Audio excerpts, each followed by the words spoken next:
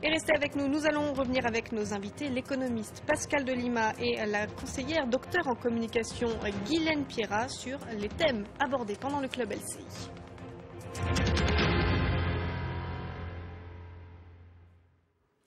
Voilà, le Club LCI où Éric Revel recevait Laurence Rossignol, secrétaire d'État à la famille, chargée de la famille. De nombreux thèmes ont été abordés, la réforme du collège ou encore cette visite historique de François Hollande à Cuba. Je propose de rejoindre Philippe Allard qui a pu interviewer la secrétaire d'État chargée de la famille. On l'écoute.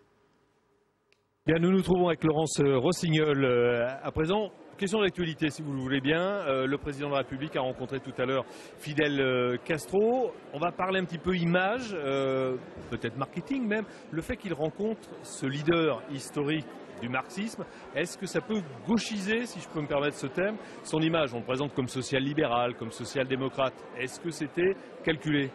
Il y a un lien particulier entre la gauche française et Fidel Castro et Cuba, et qui a un lien culturel aussi, un lien poétique. Il y a une véritable affinité de la gauche française avec Cuba et même peut-être plus largement de la France. Et le fait que François Hollande, président de la République, soit allé rencontrer Fidel Castro, ça émeut un peu les anciens militants des années 70 comme moi. Et puis, je ne sais pas si ça aura une quelconque influence sur les rapports internes à la gauche française, mais ça montre surtout que François Hollande est un président qui sait mener une diplomatie extrêmement ouverte, et je sais qu'aussi à Cuba, comme partout, il parle des droits de l'homme. Oui, justement, avant de parler de l'indépendance, j'allais quand même insister sur ce point.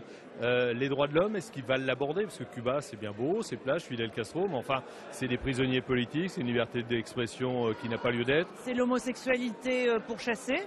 Et je sais que François Hollande l'a dit, et a eu l'occasion de le redire, à chaque fois qu'il se déplace dans un pays où il y a des sujets tenant aux libertés individuelles ou collectives, il aborde ces sujets avec les chefs d'État qu'il rencontre. Donc je pense qu'il en a parlé, si ce n'est avec Fidel Castro, plus probablement avec Raúl Castro. Alors on va parler de l'indépendance à présent. Au cours de l'émission, on a abordé ce thème, mais j'aimerais revenir plus largement sur le financement de l'indépendance. On se souvient qu'il y a plus de 10 ans, Jacques Chirac en parlait déjà, il parlait d'une 5e branche de la sécurité sociale, de son financement. On en est où maintenant? Écoutez, aujourd'hui on en est qu'en France, nous dépensons chaque année, nous consacrons 21 milliards d'euros à l'accompagnement de l'autonomie, c'est-à-dire la prise en charge des défaillances des personnes qui vieillissent. 21 milliards d'euros, c'est signe d'une politique sociale qui est engagée auprès des personnes âgées. Et avec la loi que je porte actuellement au Parlement, la loi d'adaptation de la société au vieillissement, nous allons encore consacrer 650 millions d'euros en moyenne, au moins, chaque année, pour améliorer l'allocation personnalisée à l'autonomie, pour qu'il y ait plus d'heures d'aide à domicile, que le reste à charge soit moins élevé, et puis aussi pour financer l'adaptation des logements pour les personnes âgées. C'est bien de rester à la maison, c'est bien d'avoir envie de vieillir chez soi, mais parfois il faut aménager un peu la maison. C'est pas forcément des dépenses chères, ça peut être une douche à l'italienne, ça peut être un chemin lumineux dans la maison pour pouvoir se déplacer la nuit.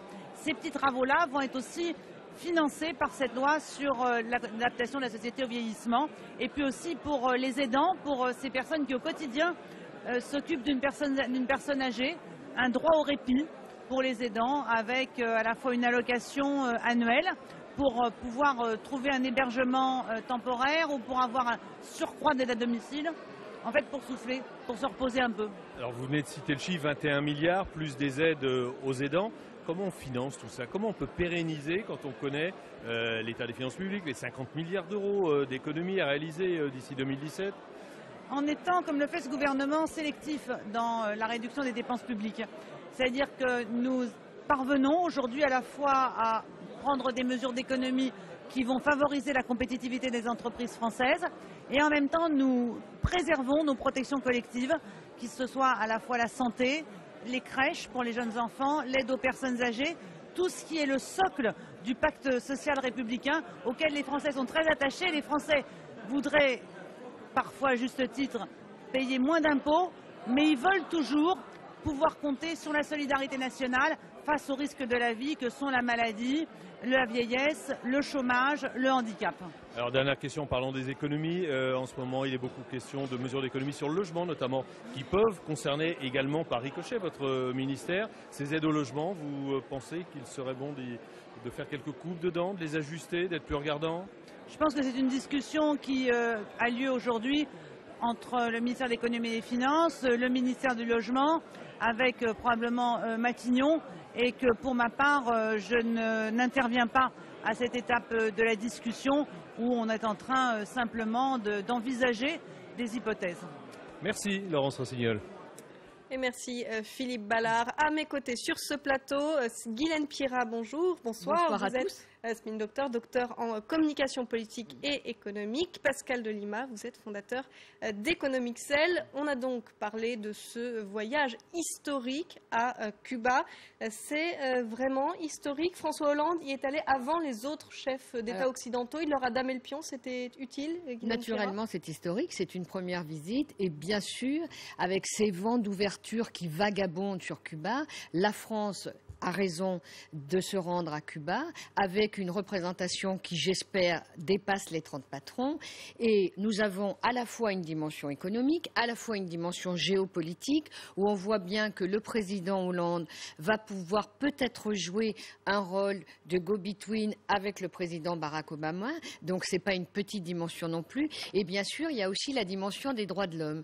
Donc la France doit peser de tout son poids, doit effectivement a raison de faire une telle visite, et c'est une visite qui est une nature d'une grande première et historique, effectivement. Alors, nous allons développer tous ces points. On va peut-être parler déjà de l'aspect économique de cette visite. François Hollande, avec 30 chefs d'État à ses côtés, c'est suffisant, c'est utile, ce type de grands déplacements pour vraiment obtenir des contrats à la clé? Écoutez, très sincèrement, je ne sais pas si c'est probablement utile. On peut se dire même qu'il aurait fallu peut-être qu'il y en ait davantage encore, je dirais, en termes d'impact, en tout cas d'impact sur l'image du commerce extérieur français et sur les potentialités que peut représenter cette zone géographique pour le commerce extérieur français. Donc il y a une thèse classique qui consiste à dire oui, c'est bien, il aurait fallu qu'il y en ait beaucoup plus et que finalement quelque part ça va pouvoir avoir une contribution favorable à l'économie parce qu'effectivement on est là sur un territoire qui va s'ouvrir avec la fin de l'embargo probable, etc. L'antithèse à tout cela, c'est qu'en réalité on est dans des difficultés en zone euro. Et que la réalité, c'est qu'on va essayer, je pense, à travers, je dirais, ce pied à Cuba, de pouvoir s'ouvrir le marché d'Amérique latine. C'est évident, puisque beaucoup d'autres pays l'ont fait, d'ailleurs, en Europe. Et je pense que là, c'est un vrai élément d'antithèse, si vous voulez. Alors, nous reviendrons dans les détails. Je vous interromps, puisque nous allons à nouveau retrouver Philippe Ballard, qui est aux côtés de Anne Deleur, la présidente d'Arc-en-Ciel. Absolument, Sophie, vous avez fait les présentations. Donc on vous a entendu tout à l'heure à une question sur le CICE dire effectivement c'est une bonne chose. Alors on a aussi été un peu étonné parce que c'est pas forcément le langage qu'on entend chez les patrons de PME. Puis le CICE, on sait, ça s'arrête à 2,5 fois le SMIC. Vous avez plutôt des cadres sous votre responsabilité. Donc pourquoi cette défense du CICE ? Alors écoutez, je pense que quand il y a des mesures du gouvernement qui sont bonnes, il faut le dire. C'est une première étape. C'est quelque chose qui nous a aidés puisque ça m'a permis moi d'économiser sur l'exercice précédent 40 000 euros.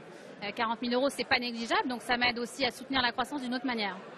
En revanche, mon point est le suivant, je pense que concrètement, si l'on veut vraiment combattre le chômage et créer de l'emploi dans notre pays, nous avons un formidable potentiel avec nos PME de vraiment alléger les charges pour nous inciter à créer de l'emploi et à créer des nouveaux emplois. Et donc du coup le CICE, lui, il est calculé sur la masse salariale de l'entreprise, c'est-à-dire sur les emplois déjà créés. Je pense qu'une mesure serait encore plus efficace pour créer de l'emploi additionnel, ce serait vraiment de nous aider en baissant les charges sur les nouveaux emplois. Que ce soit des emplois qui soient en termes qui pèsent moins de 2,5 fois le SMIC, ou que ce soit parce qu'on a également besoin aussi de talents expérimentés qui ont 10-15 ans d'expérience. Et donc c'est parfois des salaires à plus que 2,5 fois le SMIC. Donc un super CICE en quelque sorte. Monter à quoi? 3, 4 fois, 5 fois le SMIC? Le concentré, encore une fois, pas tant sur la masse salariale déjà existante, le concentré, le CICE, en fait, ce serait, moi j'aimerais avoir des baisses de charges et qu'on ne soit pas asphyxié par des taux à 44% pour des contrats cadres, parce que c'est impossible. Et aujourd'hui, on a tout un débat sur la loi des stagiaires. Aujourd'hui, c'est un faux problème. Voilà, la loi des stagiaires, pour moi, ça vous montre qu'un stagiaire coûte 600 € brut, 550. Avec les tickets restaurants, etc., c'est à peu près 8 000 €. Lorsque vous avez un contrat à durée déterminée, à 28 KE, qui est à peu près les salaires de sortie d'école de commerce, avec les charges, c'est 40 000. Trouvez l'erreur entre 8 000 et 40 000. Il y a un rapport de 1 à 5. Donc c'est très clair qu'au jour d'aujourd'hui, alors il y a certainement des abus sur les grands groupes, mais si les PME sont obligées de faire tourner leurs entreprises avec un grand nombre de stagiaires, c'est parce que un rapport de 1 à 5, vous avez 5 stagiaires pour un contrat et avec des personnes qui sortent d'école qui peuvent aider sur des missions ponctuelles. Donc aujourd'hui, on a une vraie problématique, c'est moi je ne prends pas en tant que patron responsable aujourd'hui mon crayon pour signer un contrat alors que je vais être figé dans un emploi. Alors, vous savez, les CDD, c'est pas très flexible parce que vous les mettez pour 6 mois, 1 an, vous avez que 18 mois, il y a une période de carence, etc.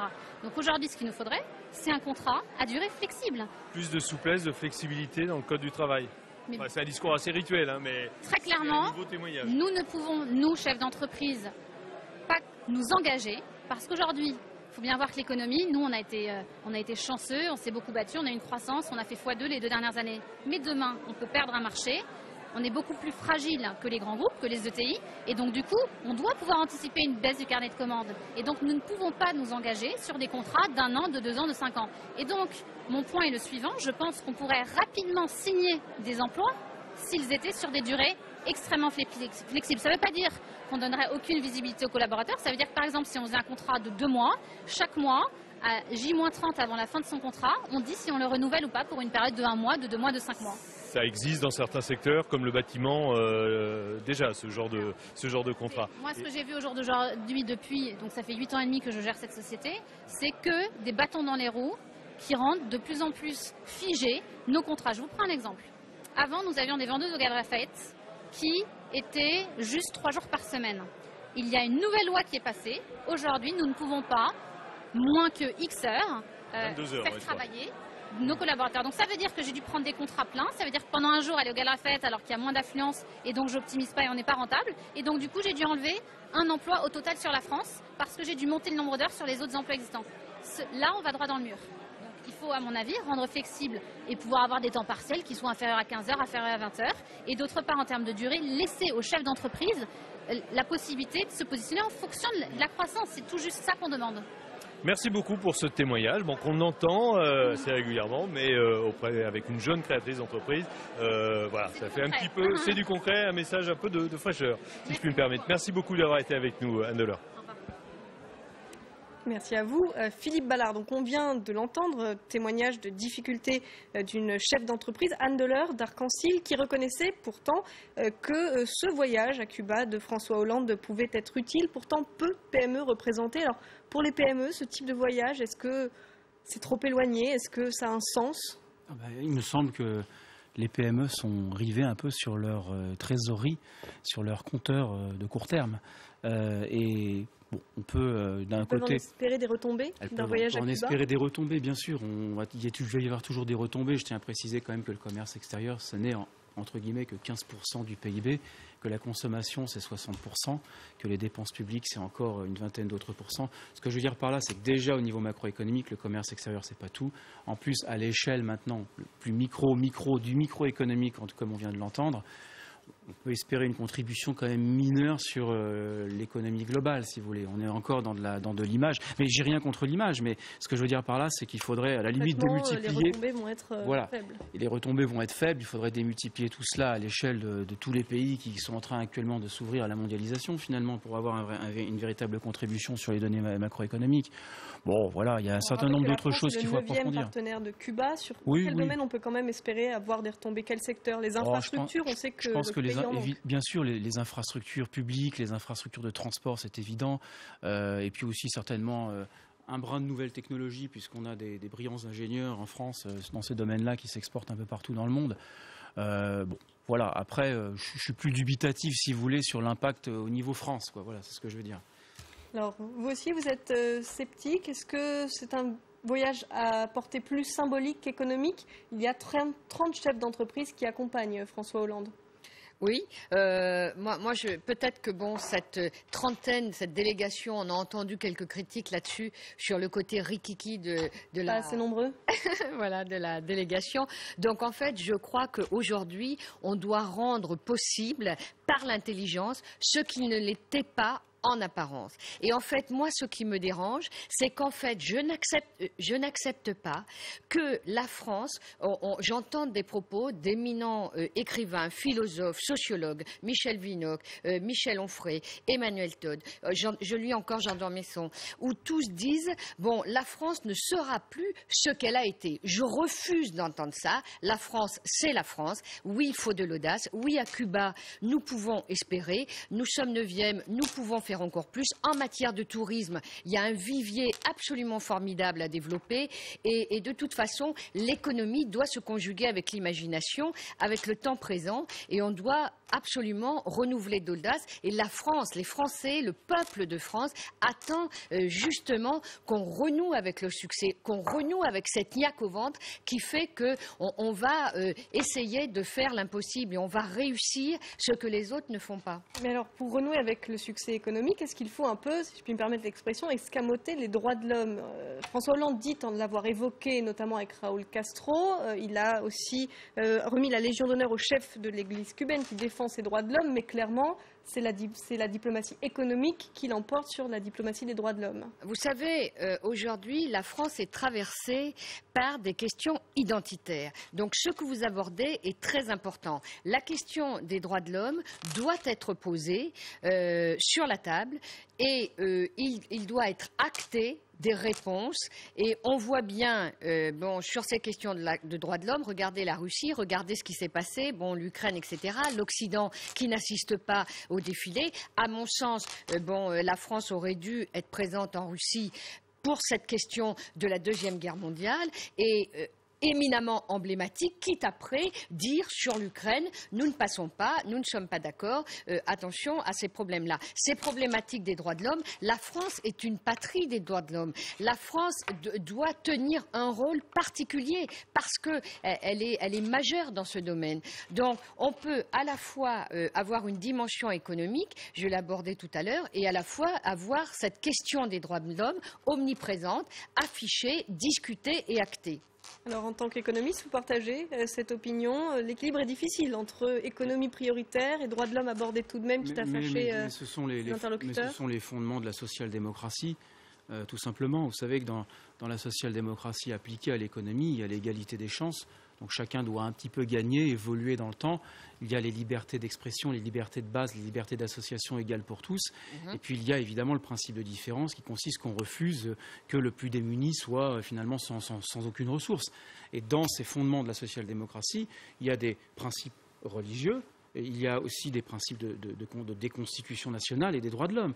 Je veux dire, c'est pas du tout indissociable. Les droits de l'homme font partie, par irrigation dans l'économie, d'éléments, je dirais, qui permettent de faire fonctionner les marchés par la compassion, par la réciprocité. Bon, ça nous emmène dans des débats un peu compliqués, mais de toute façon, ce n'est pas indissociable. Et justement, l'erreur qu'on a fait les 40 dernières années, c'est qu'on a de plus en plus dissocié l'économie d'un certain nombre de fondamentaux humains.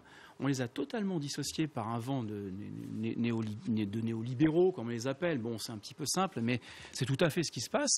Et je crois qu'aujourd'hui, il y a les facteurs humains, comme la confiance notamment. Il y a un tournant historique aujourd'hui, qu'il y a en fait les peuples qui veulent revenir à des fondements plus humains de la social-démocratie, finalement, pour reconstruire de nouvelles économies, avec de nouveaux modèles économiques, plus terrain, plus pragmatiques, mais qui concilient aussi un peu d'intelligence théorique sur certains aspects, il y a, etc., si vous voulez. Et ça, je pense qu'un certain nombre d'individus de ce cercle, vous savez, il faut relire Bourdieu, quoi, d'individus du cercle 1 refusent cette réalité-là, si vous voulez. C'est ça qui est embêtant. Yann Pira, vous vouliez réagir au propos de Pascal N'oublions pas non plus que le capital de paix se détruit plus vite qu'il se constitue. Donc cette question des droits de l'homme est de toute façon fondamentale et elle doit être affichée en tant que telle.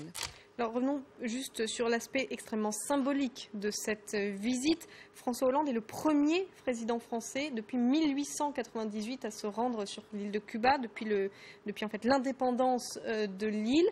Qu'est-ce qu'il cherche en termes de communication à montrer en étant comme ça le premier à se rendre sur une île qui a été extrêmement symbolique pour la gauche française notamment. On ne peut penser le présent, le futur présent, qu'avec le passé récent ou moins récent. Bon, on se rappelle que Fidel Castro était venu à l'Élysée, que Fidel Castro a marqué son attachement sur la personne de François Mitterrand à son décès, qu'il était là aux obsèques, qu'il a été reçu à l'Élysée. Donc, il y a quand même eu des liens. Il y a quand même avec Cuba, un historique. Donc, j'ose espérer que la visite de François Mitterrand à Cuba, de François Hollande à Cuba, elle n'est pas sur la dimension image et sur la dimension purement communicationnelle. C'est une dimension historique, c'est une dimension économique et vous l'avez très justement relevé, c'est une dimension également sur les droits de l'homme, sur la place de la France sur cette question-là, cette question majeure. Je pense que sur la communication et sur l'image de François Hollande, c'est d'un autre registre. Mais ce n'est pas un artifice de communication par cette visite à Cuba. Alors, d'un mot, on va conclure en évoquant un autre thème qui a été extrêmement abordé, longuement abordé au cours de ce club LCI. Il s'agit de la réforme des collèges. Tout le monde en parle. Elle fait l'objet de polémiques et de débats. Manuel Valls a dû monter au créneau aujourd'hui pour défendre sa ministre Najat Vallaud-Belkacem. C'est une communication difficile, Guylaine Pierrat, une réforme qui suscite tant de critiques. Comment est-ce que peut gérer l'exécutif? Oui, elle suscite beaucoup de critiques. D'ailleurs, on a lu le billet de Jean d'Ormesson. On a vu, il y a eu énormément de querelles à ce sujet. Moi, je remarque une chose, c'est que leur édition se lézarde. Tout le monde a soif et là, l'éducation, c'est un des domaines les plus importants quand on veut construire la France de demain. Quel est le plus beau projet que de penser la France d'aujourd'hui et de demain? L'éducation n'est pas un sujet mineur, elle doit faire consensus. On ne gouverne pas contre le peuple de France. Et là, quand la ministre doit entendre les enseignants. Naturellement. Et là, quand on entend cette fougue, cet élan de différentes personnes, de différentes, les écrivains, les sociologues, les enseignants, le corps enseignant, Najat Vallaud-Belkacem doit les entendre. Peut-être qu'on ne se sort pas de cela avec un sourire et avec une pirouette. Et je pense qu'à un moment donné, il faut aussi écouter. Merci beaucoup pour ce débat. Après le Club LCI, tout de suite, c'est la météo suivie des cotations.